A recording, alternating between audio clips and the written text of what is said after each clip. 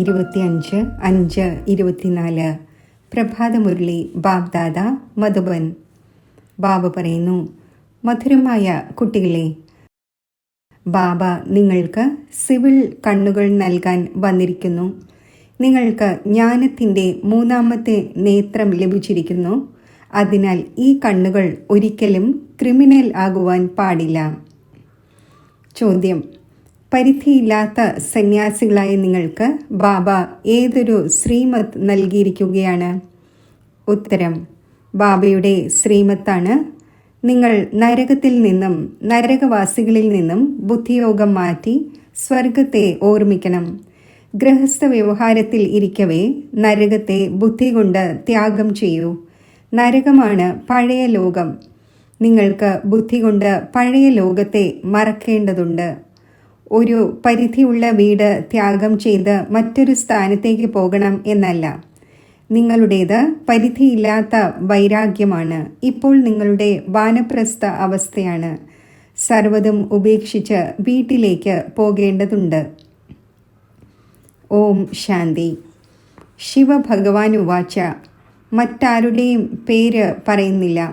ഇദ്ദേഹത്തിൻ്റെ അഥവാ ബ്രഹ്മാവിൻ്റെ പേരും പറഞ്ഞില്ല. പതീത പാവനൻ ആ പിതാവാണ്. അപ്പോൾ തീർച്ചയായും ആ ഒന്ന് ഇവിടെ വരും, പതീതരെ പാവനമാക്കുന്നതിനായി. പാവനമാക്കുന്നതിനുള്ള യുക്തിയും ഇവിടെയാണ് പറഞ്ഞു തരുന്നത്. ശിവഭഗവാൻ ഉവാച. ശ്രീകൃഷ്ണ ഭഗവാൻ ഉവാചയല്ല. ഇത് തീർച്ചയായും മനസ്സിലാക്കിച്ചു കൊടുക്കണം. ബാഡ്ജ് ധരിച്ചിട്ടുണ്ട് എന്നിരിക്കെ രചയിതാവിൻ്റെയും രചനയുടെ ആദിമധ്യ അന്ത്യത്തിൻ്റെയും മുഴുവൻ രഹസ്യം ഇവിടെ ഈ ബാഡ്ജിൽ കാണിച്ചിട്ടുണ്ട്. ഈ ബാഡ്ജ് നിസ്സാരമൊന്നുമല്ല, സൂചനയുടെ കാര്യമാണ്. നിങ്ങളേവരും നമ്പർ വൈസ് പുരുഷാർത്ഥം അനുസരിച്ച് ആസ്തികരാണ്. നമ്പർ വൈസ് എന്ന് തീർച്ചയായും പറയും. ചിലരുണ്ട്, അവർക്ക് രചയിതാവിൻ്റെയും രചനയുടെയും ജ്ഞാനം പോലും മനസ്സിലാക്കിച്ചു കൊടുക്കാൻ സാധിക്കുന്നില്ല. അപ്പോൾ സദോ പ്രധാന ബുദ്ധി എന്ന് പറയില്ല. സദോ പ്രധാന ബുദ്ധി, പിന്നെ രജോ ബുദ്ധി, തമോ ബുദ്ധിയുമുണ്ട്. ആര് എങ്ങനെ മനസ്സിലാക്കുന്നുവോ അതേപോലെയുള്ള ടൈറ്റിൽ ലഭിക്കുന്നു. ഇത് സദോ പ്രധാന ബുദ്ധിയാണ്, ഇത് രജോ ബുദ്ധിയാണ്. പക്ഷേ പറയുന്നില്ല. നിരാശം ആകാതിരിക്കുന്നതിന് വേണ്ടി നമ്പർ വൈസാണ്. ഫസ്റ്റ് ക്ലാസ്സിന് വളരെ നല്ല മൂല്യമുണ്ട്. ഇപ്പോൾ നിങ്ങൾക്ക് സത്യമായ സദ്ഗുരുവിനെ ലഭിച്ചു. ഇപ്പോൾ കുട്ടികളായ നിങ്ങൾ അറിയുന്നുണ്ട്, സദ്ഗുരുവിനെ ലഭിച്ചിരിക്കെ ആ ഒന്ന് നിങ്ങളെ പൂർണ്ണമായും സത്യമാക്കിക്കൊണ്ടിരിക്കുന്നു. സത്യമാണ് ദേവി ദേവതമാർ. അവർ പിന്നെ വാമമാർഗത്തിൽ അസത്യമായി മാറുന്നു. സത്യയുഗത്തിൽ കേവലം നിങ്ങൾ ദേവീ ദേവതമാരാണ് വസിക്കുന്നത്, മറ്റാരും ഉണ്ടായിരിക്കുന്നതേയില്ല. ചിലർ പിന്നെ ഇങ്ങനെയാണ്. അവർ പറയുന്നു, ഇതെങ്ങനെ സാധ്യമാകും? ജ്ഞാനം ഇല്ലല്ലോ. ഇപ്പോൾ കുട്ടികളായി നിങ്ങൾ അറിയുന്നുണ്ട്, നമ്മൾ നാസ്തികരിൽ നിന്നും ആസ്തികരായിരിക്കുന്നു. രചയിതാവിൻ്റെയും രചനയുടെ ആദിമധ്യ അന്ത്യത്തിൻ്റെയും ജ്ഞാനം ഇപ്പോൾ നിങ്ങൾ ആക്യുറേറ്റായി അറിഞ്ഞു. നാമരൂപത്തിൽ നിന്നും വേറിട്ട ഒരു വസ്തു കാണപ്പെടുന്നതേയില്ല. ആകാശം പോളാറാണ്, സ്പേസാണ്. എന്നിരുന്നാലും ആകാശമാണ് എന്നത് ഫീൽ ചെയ്യുന്നുണ്ടല്ലോ. ഇതും ജ്ഞാനമാണ്. മുഴുവൻ ആധാരവും ബുദ്ധിയുടെ മേലാണ്. രചയിതാവിൻ്റെയും രചനയുടെയും നോളജ് ഒരു ബാബ നൽകുന്നു. ഇതും എഴുതണം. ഇവിടെ രചയിതാവിൻ്റെയും രചനയുടെ ആദിമധ്യ അന്ത്യത്തിൻ്റെയും ജ്ഞാനം ലഭിക്കുന്നു. ഇങ്ങനെ ധാരാളം സ്ലോഗനുണ്ട്. ദിനം പ്രതിദിനം പുതിയ പുതിയ പോയിന്റ്സും പുതിയ സ്ലോഗനും ഇറങ്ങിക്കൊണ്ടിരിക്കുന്നു. ആസ്തികരാകുന്നതിനായി രചയിതാവിൻ്റെയും രചനയുടെയും ജ്ഞാനം തീർച്ചയായും വേണം. പിന്നെ നാസ്തിക അവസ്ഥ വിട്ടുപോകുന്നു. നിങ്ങൾ ആസ്തികരായി വിശ്വത്തിൻ്റെ അധികാരിയായി മാറുന്നു. ഇവിടെ നിങ്ങൾ ആസ്തികരാണ്, എന്നാൽ നമ്പർ വൈസ് പുരുഷാർത്ഥം അനുസരിച്ചാണ്. അറിയേണ്ടത് മനുഷ്യർക്കാണ്, മൃഗങ്ങൾ അറിയുകയില്ല.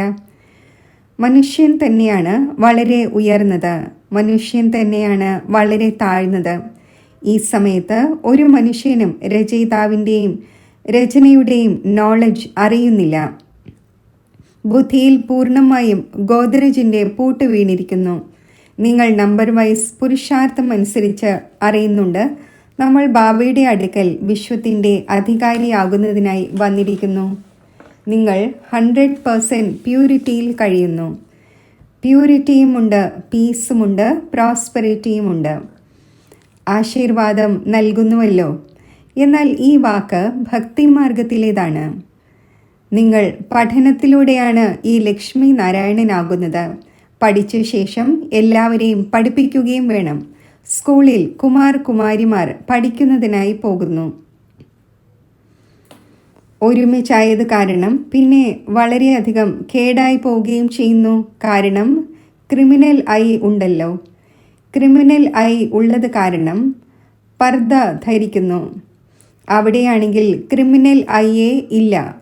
അതിനാൽ മൂടുപടം ധരിക്കേണ്ട ആവശ്യമില്ല. ഈ ലക്ഷ്മി നാരായണനെ എപ്പോഴെങ്കിലും പർദ്ദ ധരിച്ചതായി കാണുന്നുണ്ടോ? അവിടെയാണെങ്കിൽ ഒരിക്കലും ഇങ്ങനെയുള്ള മോശമായ ചിന്തകൾ പോലും വരില്ല. ഇവിടെയാണെങ്കിൽ രാവണ രാജ്യമാണ്. ഈ കണ്ണുകൾ വലിയ ചെകുത്താനാണ്. ബാബ വന്ന് ജ്ഞാനത്തിൻ്റെ ചക്ഷുസ് നൽകുന്നു. ആത്മാവ് തന്നെയാണ് എല്ലാം കേൾക്കുന്നത്, പറയുന്നത്, സർവ്വതും ചെയ്യുന്നത് ആത്മാവാണ്. നിങ്ങളുടെ ആത്മാവ് ഇപ്പോൾ നന്നായിട്ടില്ല. ആത്മാവ് തന്നെയാണ് കേടായി പാപാത്മാവായി മാറിയിരുന്നത്. ആർക്കാണോ ക്രിമിനൽ ദൃഷ്ടിയുള്ളത് അവരെ പാപാത്മാവ് എന്ന് പറയുന്നു. ആ ക്രിമിനൽ ആയി ബാബയ്ക്കല്ലാതെ മറ്റാർക്കും നന്നാക്കാൻ സാധിക്കില്ല. ജ്ഞാനത്തിൻ്റെ സിവിൽ ചക്ഷുസ് ഒരു ബാബ തന്നെയാണ് നൽകുന്നത്. ഈ ജ്ഞാനവും നിങ്ങൾ അറിയുന്നുണ്ട്.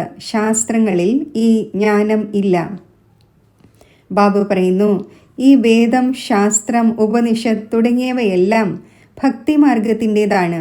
ജപം, തപം, തീർത്ഥാടനം തുടങ്ങിയവ എല്ലാം ചെയ്യുന്നത് കൊണ്ട് എന്നെ ആർക്കും ലഭിക്കുന്നില്ല. ഇത് ഭക്തിയാണ്. അത് പകുതി കൽപ്പം നടക്കുന്നു. ഇപ്പോൾ കുട്ടികളായി നിങ്ങൾ ഈ സന്ദേശം എല്ലാവർക്കും നൽകണം. വരൂ, നമ്മൾ നിങ്ങൾക്ക് രചയിതാവിൻ്റെയും രചനയുടെ ആദിമധ്യ അന്ത്യത്തിൻ്റെയും ജ്ഞാനം കേൾപ്പിക്കാം. പരംപിത പരമാത്മാവിൻ്റെ ബയോഗ്രഫി പറഞ്ഞു തരാം. മനുഷ്യരാണെങ്കിൽ തീർത്തും അറിയുന്നതേയില്ല. മുഖ്യമായ വാക്ക് ഇതാണ്. വരൂ സഹോദരി സഹോദരന്മാരെ, വന്ന് രചയിതാവിൻ്റെയും രചനയുടെ ആദിമധ്യ അന്ത്യത്തിൻ്റെയും ജ്ഞാനം കേൾക്കൂ. പഠനം പഠിക്കൂ. അതിലൂടെ നിങ്ങൾ ഇതാകും. ഈ ജ്ഞാനം നേടുന്നതിലൂടെയും സൃഷ്ടിചക്രത്തെ മനസ്സിലാക്കുന്നതിലൂടെയും നിങ്ങൾക്ക് ഇങ്ങനെ ചക്രവർത്തി അഥവാ സത്യയുഗത്തിലെ മഹാരാജാവും മഹാറാണിയും ആകുവാൻ സാധിക്കും. ഈ ലക്ഷ്മി നാരായണനും ഈ പഠനത്തിലൂടെയാണ് ആയത്. നിങ്ങളും പഠനത്തിലൂടെ ആയിക്കൊണ്ടിരിക്കുന്നു. ഈ പുരുഷോത്തമ സംഗമയുഗത്തിന് വലിയ പ്രഭാവമുണ്ട്. ബാബ വരുന്നതും ഭാരതത്തിലാണ്. മറ്റേതെങ്കിലും ഖണ്ഡത്തിൽ എന്തിനു വരണം? ബാബ അവിനാശി സർജനാണ്. അപ്പോൾ തീർച്ചയായും വരുന്നതും സദാ നിലനിൽക്കുന്ന ഭൂമി എവിടെയാണോ അവിടെ തന്നെയായിരിക്കും. ഏത് ഭൂമിയിൽ ഭഗവാന്റെ പാദം പതിഞ്ഞുവോ ആ ഭൂമി ഒരിക്കലും വിനാശമാവുക സാധ്യമല്ല. ഈ ഭാരതം നിലനിൽക്കുന്നുവല്ലോ ദേവതമാർക്ക് വേണ്ടി. കേവലം ഇത് ചേഞ്ച് ആകുന്നു.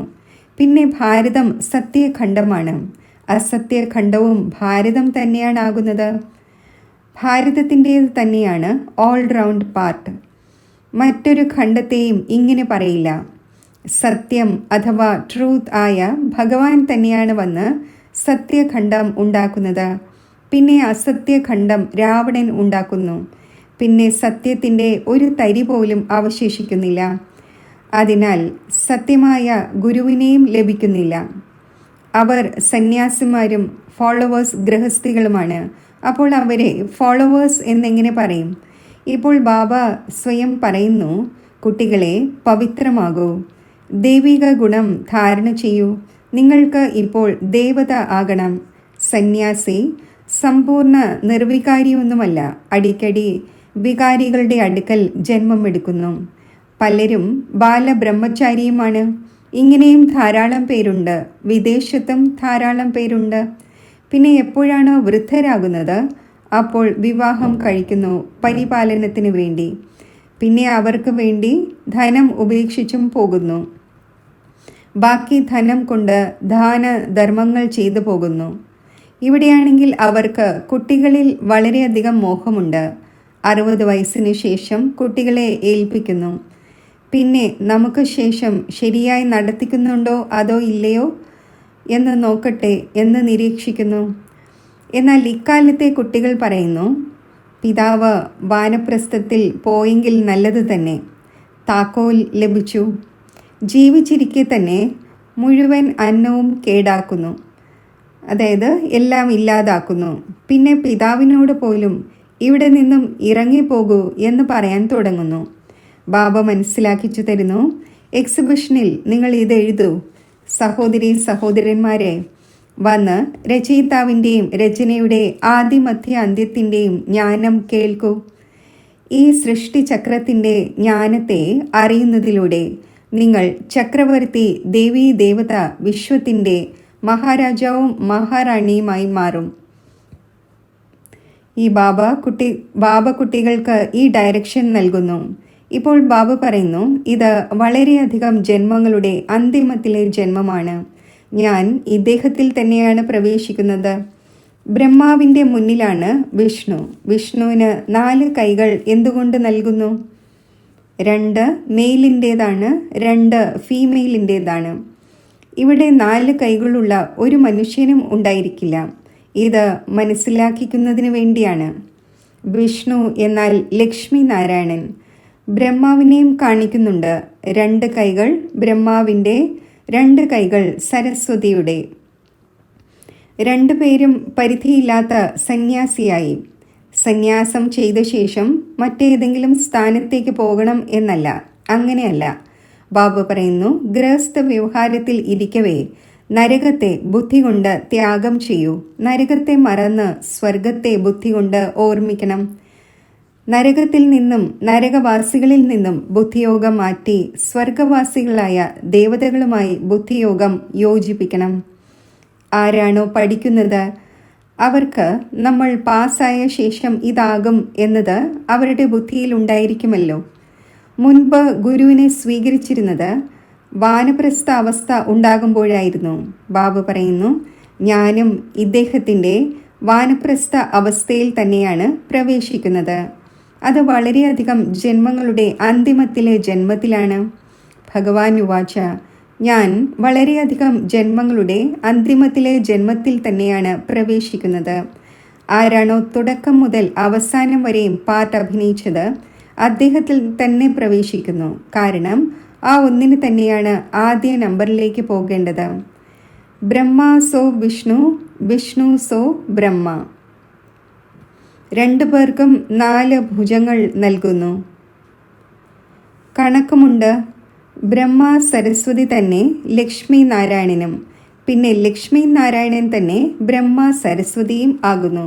കുട്ടികളായി നിങ്ങൾ ഉടൻ ഈ കണക്ക് പറയുന്നു. വിഷ്ണു അതായത് ലക്ഷ്മി നാരായണൻ 84 ജന്മങ്ങൾ എടുത്തെടുത്ത് പിന്നെ വന്ന് സാധാരണവും ഈ ബ്രഹ്മ സരസ്വതിയും ആകുന്നു.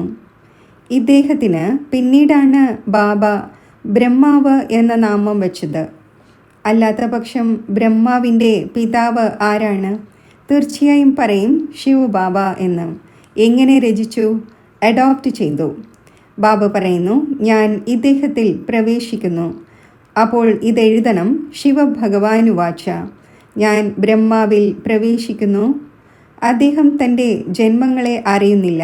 വളരെയധികം ജന്മങ്ങളുടെ അന്തിമത്തിൻ്റെയും അന്തിമത്തിൽ ഞാൻ പ്രവേശിക്കുന്നു. അതും എപ്പോഴാണോ വാനപ്രസ്ഥ അവസ്ഥ ആകുന്നത് അപ്പോൾ വരുന്നു. എപ്പോഴാണോ ലോകം പഴയതും പതീതവുമാകുന്നത് അപ്പോൾ ഞാൻ വരുന്നു. എത്ര സഹജമായി പറഞ്ഞു തരുന്നു.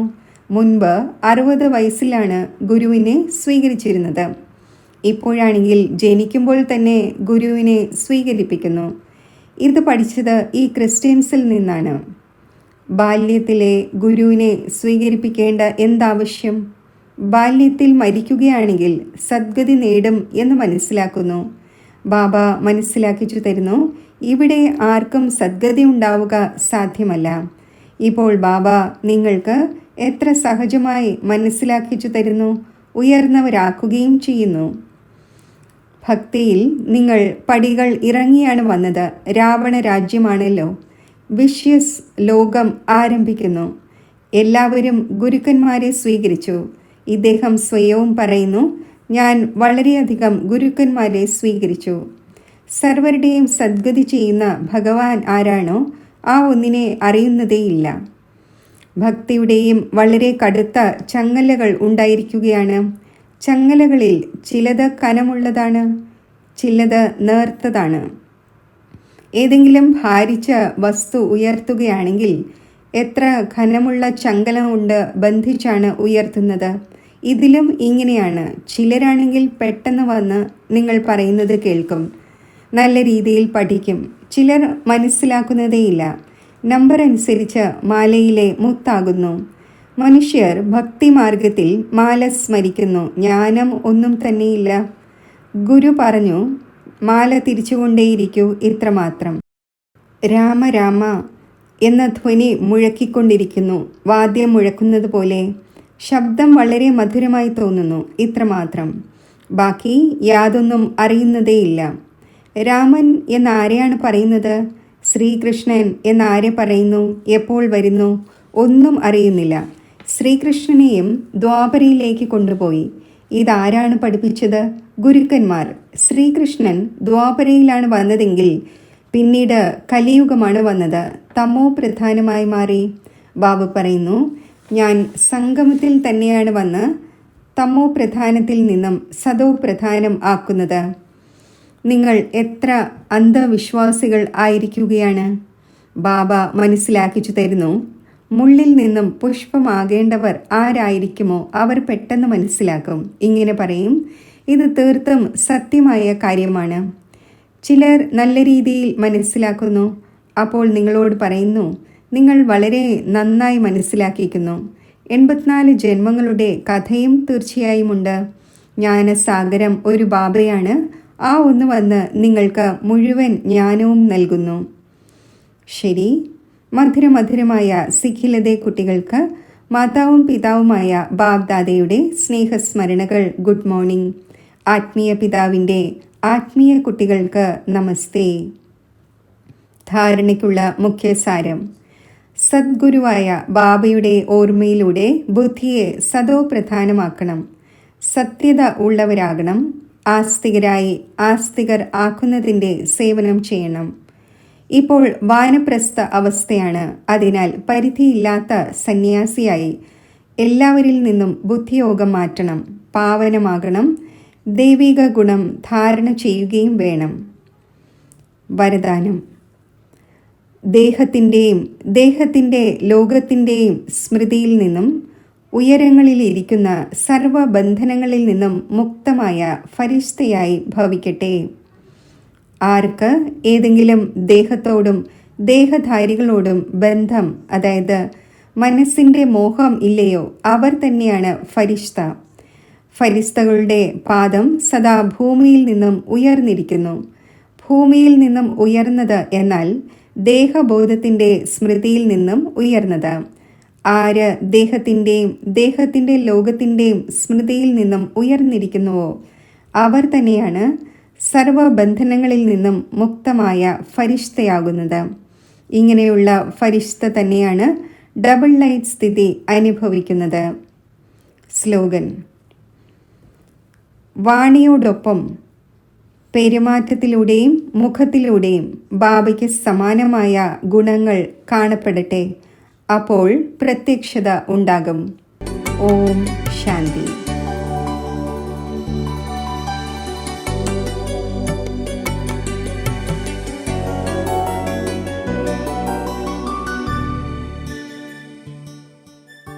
യോഗത്തിൻ്റെ അഭ്യാസം. ബാഹ്യ ലോകത്തിലെ കാര്യങ്ങളിൽ നിന്നും ശ്രദ്ധ പിൻവലിച്ച് എൻ്റെ നിജസ്വരൂപം ഞാൻ ചിന്തിക്കുന്നു. പുരിക മധ്യത്തിൽ ഒരു പ്രകാശ ബിന്ദുവായി സ്ഥിതി ചെയ്യുന്ന ആത്മസ്വരൂപത്തിൽ എൻ്റെ മനസ്സും ബുദ്ധിയും ഞാൻ ഏകാഗ്രമാക്കുന്നു.